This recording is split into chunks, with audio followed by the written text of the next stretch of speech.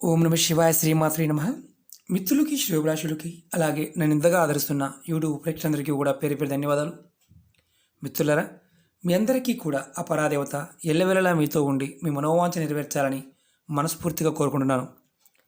చాలామంది మిత్రులు మెయిల్స్లోను కామెంట్స్లోనూ గురువుగారు మాకు ధనం నిలబడటం లేదు, లక్ష్మీ ప్రాప్తి లేదు, అలాగే అనారోగ్య సమస్యలు, ఉద్యోగంలో సరిగా డబ్బులు ఇవ్వడం లేదు, పనికి తగ్గ ఫలితం రావడం లేదు, చేస్తున్న వృత్తి వ్యాపారాల్లో అనుకూలత లేదు, భార్య పిల్లలతో సుఖము సంతోషం రెండూ లేవు, ఎందుకో తెలియదు గురువుగారు, జీవితం మొత్తం నైరస్యంగా వెళ్తుంది, మాకు ఏదైనా తేలికైన మార్గం చెప్పండి బయటపడడానికి అని చాలామంది అడగడం జరిగింది. ఎవరైతే ధనప్రాప్తి లేకుండా, లక్ష్మీ కృప లేకుండా, ఆర్థికంగా ఇబ్బంది పడుతూ, అనారోగ్య సమస్యలతో బాధపడుతూ, దీర్ఘకాలంగా చాలా రోజుల నుంచి సమస్యలతో కొట్టుమిట్లాడుతున్న వారికి ఒక చిన్న అద్భుతమైన ఉపాయం. ఈ ఉపాయాన్ని ఆడవారైన మగవారైన చేయవచ్చు. ఈ ఉపాయాన్ని మంగళవారం కానీ శనివారం కానీ చేయాలి. ఎలా చేయాలి, ఏ విధంగా చేయాలి తెలియచేస్తాను. మీకు ఈ వీడియో నచ్చినట్లయితే లైక్ చేయండి, నా ఛానల్ సబ్స్క్రైబ్ చేసుకోండి, 10 మంది మిత్రులకి షేర్ చేయండి, పక్కనే ఉన్న గంట సింబల్ని యాక్టివేట్ చేసుకోండి. ఎందుకంటే ఇది చాలా తేలికైన అద్భుతమైన ఉపాయం. ఈ ఉపాయానికి కావాల్సింది ఒక రాయి కావాలి. విచిత్రంగా కనిపించవచ్చు, రాయే కావాలి. ఈ ఉపాయాన్ని ఆంజనేయ స్వామి గుడిలో చేయాలి. మీరు ఎవరైనా సరే, ఆడవారైనా మగవారైనా ఈ ఉపాయం చేయవచ్చు. ఆడవారు నెలసరి ఉన్నప్పుడు మాత్రం చేయమాకండి. ఏదైతే ఈ ఉపాయం ఎందుకు చేయాలో ముందు చెప్పాను. సమస్యలు ఏదైతే ఉన్నాయో ఆ సమస్యల నుంచి బయటపడడానికి ఈ ఉపాయం రామబాణంలో పనిచేస్తుంది. మీరు మీ దగ్గరలో ఉన్న ఆంజనేయ స్వామి గుడికి వెళ్ళండి. వెళ్ళి అక్కడ మీరు వెళ్తూ ఒక రాయిని, 1 కేజీ రాయిను, లేకపోతే మీ ఓపికను బట్టి తీసుకువెళ్ళండి. చిన్న రాయిని పర్వాలేదు. తీసుకువెళ్ళి మీరు ఆ రాయిని అక్కడ పక్కన పెట్టి ఆంజనేయ స్వామికి నమస్కారం చేసుకొని ఈ రాయిని చేతితో పట్టుకొని మీ కోరికలు ఏదైతే ఉన్నాయో ఇంతకుముందు చెప్పుకున్నాం. స్వామి, నాకు ధనప్రాప్తి కలగాలి, లక్ష్మీ ప్రాప్తి కలగాలి, అలాగే ఇంట్లో నేను చేస్తున్న పని వృత్తి వ్యాపారాల్లో ధనం నిలబడాలి, అలాగే అనారోగ్య సమస్యల నుంచి బయటపడాలి, నాకు శ్రమకు తగ్గ ఫలితం రావాలి, నా వ్యాపారం బాగుండాలి, నా కుటుంబం, నా భార్య, నా పిల్లలు నాకు సహకరించాలి, వాళ్ళతో నేను సంతోషంగా సుఖంగా ఉండాలి అని మీ మనసులో ఏ సమస్యలున్నా, ఏ కోరికలున్నా చెప్పుకొని ఈ రాయిని అలా గుడి ప్రాంగణంలో పక్కన పెట్టండి.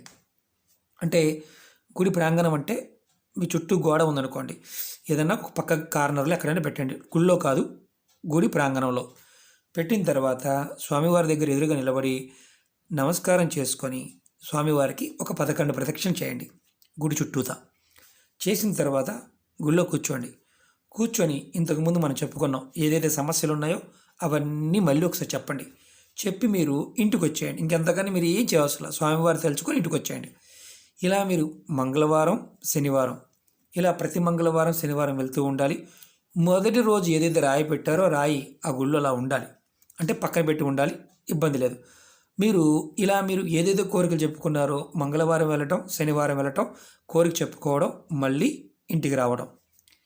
అంటే వెళ్ళినప్పుడు స్వామివారి కోరికలు చెప్పుకోవడం, ప్రదక్షిణ చేయడం, కూర్చోవడం, స్వామివారు తలుచుకోవడం, మళ్ళీ కోరికలు చెప్పుకోవడం, ఇంటికి వచ్చేయడం. ఇలా మంగళవారం శనివారం చేయండి. తర్వాత మీకు ఏదైతే ఇలా ప్రతి మంగళవారం శనివారం మీ కోరిక తీరే వరకు మీరు వెళ్తూనే ఉండాలి. మధ్యలో ఎక్కడ ఆగకూడదు. ఒకవేళ ఈ ఊర్లో లేము, వేరే ఊర్లో ఉన్నాము, ఆ సమయానికి అక్కడ లేము, వెళ్ళవలసి వచ్చింది అర్జెంటుగా, అక్కడ ఉన్న దేవాలయానికి వెళ్ళైనా ప్రదక్షిణ చేసి కోరిక చెప్పుకోండి.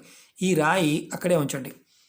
మీ కోరిక తీరిన తర్వాత, పూర్తిగా మీ కోరిక తీరి, అంటే మీరు అనుకున్నారు, ఒక పని అనుకున్నారు, ఆ పని అయిపోయింది, ఆ రాయి ఎంతైతే ఉందో అంత బరువు స్వీట్స్ని, అంటే తీపి పదార్థాన్ని స్వామివారికి సమర్పించాలి. తీపి పదార్థం ఉన్నారు కదా గురువుగారు, పంచదార ఇవ్వచ్చా, బెల్లం ఇవ్వచ్చా? కాదు, స్వీట్స్ ఏదైతే ఉంటాయో వాటిని ఇవ్వాలి.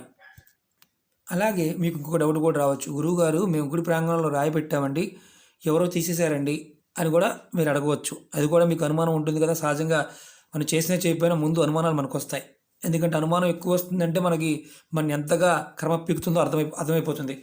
మీరు ఒకవేళ చిన్న గుడి లేదా పెద్ద గుడి అయితే రాయి కూడా తీరు, ఎందుకంటే దేవాలయాల గురించి మీకు తెలుసు. ఏ గోడ పక్కన రాయి పెట్టేసినా చూడరు, అలా వదిలేస్తారు. ఆ రాయి మీకు తర్వాత మీ పని అయిపోయింది, రాయి లేదు. మీ రాయి ముందు పెట్టినప్పుడు ఒక ఐడియా ఉంది కదా, ఒక అర కేజీనో కేజీనో అంత మందాన స్వీట్ తీసుకువెళ్ళి స్వామివారికి సమర్పించండి. ఇది మీరు చేయవలసిందా లేదు, వెళ్ళటం, ప్రదక్షిణ చేయటం, కోరిక చెప్పుకోవడం, రావడం. మీ పని పూర్తయిన తర్వాత ఏదైతే రాయి పెట్టామో ఆ రాయి ఎత్తు అంటే ఒక అర కేజీనో స్వీట్ని స్వామివారికి సమర్పించడం. ఇది మీరు ఖచ్చితంగా చేస్తే అద్భుతమైన ఫలితం పొందుతాం. మనం ఇలాంటి విషయాన్ని మనం ఎక్కడంటే పర్వత ప్రాంతాల్లో ఉన్న దేవాలయాల్లో, శ్రీశైలము, తిరుమల, అలాగే కొండ ప్రాంతాల్లో ఉన్న దేవాలయాల్లో రాళ్ళు మెట్లు కడుతూ ఉంటారు, రాయి మీద రాయి పెడుతూ ఉంటారు, కోరికలు చెప్పుకుంటూ ఉంటారు. అక్కడ చాలామంది చేస్తూ ఉంటారు, తరతరాలుగా కొంతమంది చేస్తూ ఉంటారు క్షేత్రాలలో. అర్థం ఏంటంటే మన మనసులో ఉన్న కోరికల్ని మనం ఎప్పుడైతే చెప్తామో ప్రకృతి ప్రేరణగా ఆ పదార్థము పట్టుకుని ఉంటుంది. మనకు అందుకనే కొన్ని సందర్భాల్లో చెప్తూ ఉంటారు, కొన్ని వస్తువుల్లో మనుషులు ఉన్నప్పుడు లేనప్పుడు కూడా ఆ చైతన్యం ఉంటుంది. ఏదైతే దేవాలయాన్ని పెడతామో మన కర్మలు ఏదైతే ఉన్నాయో, మన పీడిస్తున్న గ్రహాలు ఏదైతే ఉన్నాయో అవన్నీ కూడా శాంతింపబడతాయి. మనకి మెల్లమెల్లగా పనుల్లో అనుకూలత వస్తుంది, పని పూర్తవుతుంది. కాబట్టి ఈ చిన్న రాయి ఉపాయం చేసి చూడండి, మీరు నాకు ఖచ్చితంగా చెప్తారు. అద్భుతంగా 100కు 100% ఫలితాన్ని ఇచ్చే అద్భుతమైన ఉపాయం. ఓకే మిత్రులారా, ఈ వీడియోని మీరు ఎంతమందికి మిత్రులకి ఫార్వర్డ్ చేయగలిగితే అంత మంచిది. ఎందుకంటే డబ్బులు ఖర్చు కాకుండా చేసుకునే ఉపాయం గుడికి వెళ్ళటమే మన పని. రాయి పెట్టడం, గుడికి వెళ్ళటం, ఇది గుర్తుంచుకోండి. ఇది ఆడవారైన మగవారైన చేయవచ్చు. మీకు ఈ వీడియో నచ్చినట్టు లైక్ చేయండి, నా ఛానల్ని సబ్స్క్రైబ్ చేసుకోండి, పక్కనే ఉన్న గంట సింబల్ని యాక్టివేట్ చేసుకోండి, 10 మంది మిత్రులకి షేర్ చేయండి. ఓం నమః శివాయ, శ్రీమాత్రే నమః.